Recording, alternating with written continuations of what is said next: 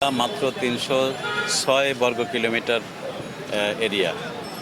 তো সেখানে যে পরিমাণ রাস্তা থাকার কথা, 25% একটি আদর্শ নগরীতে রাস্তা থাকার কথা, কিন্তু আমাদের এখানে রাস্তার পরিমাণ ৭-৮% মাত্র।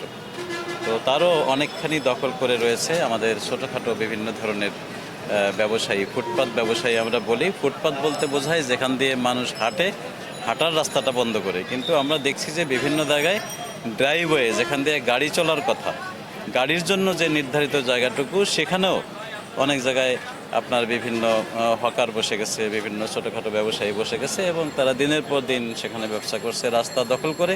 সেক্ষেত্রে আমাদের রাস্তার পরিমাণ শুরু হয়ে আসছে।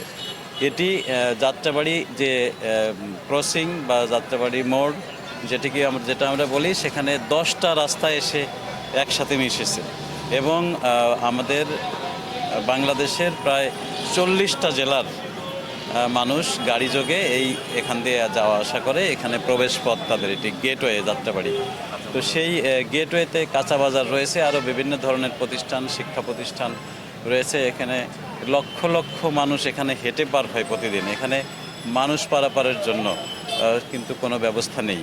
এই ফাঁক দিয়ে মানুষ দৌড় দিয়ে পার হয়, জীবনের ঝুঁকি নিয়ে পার হয় এবং সেক্ষেত্রে আমাদের গাড়ির গতি এখানে অনেক স্লো হয়ে যায় এবং এখানে আমরা দেখি যে রাত্রি 12টা, 1টা, 2টা পর্যন্তও কিন্তু এখানে গাড়ির চাপ থাকে এবং জ্যাম থাকে, মানুষের ভোগান্তি হয়।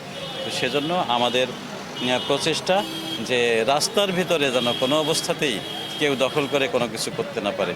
সেটি যাই হোক, আমরা মেট্রোপলিটন পুলিশের পক্ষ থেকে সেই এলাকাটিকে সম্পূর্ণ পরিষ্কার রাখতে চাই। সেজন্য আমাদের পুলিশের কর্মকর্তাদের, যারা এখানে স্থানীয় রয়েছে, ট্রাফিক ডিভিশনের অফিসাররা, ক্রাইম ডিভিশনের অফিসাররা, তারা কাজ করবেন। আমি আহ্বান জানাবো সিটি কর্পোরেশনকে এবং আমাদের যে স্থানীয় কাউন্সিলর সাহেব আছেন, তিনি সহযোগিতা করবেন এবং আমরা পুরো রাস্তাটুকু এখানে ফ্রি রাখতে চাই। তাহলে হয়তো আমাদের যে যাত্রী সাধারণ, যারা দূর দূরান্ত থেকে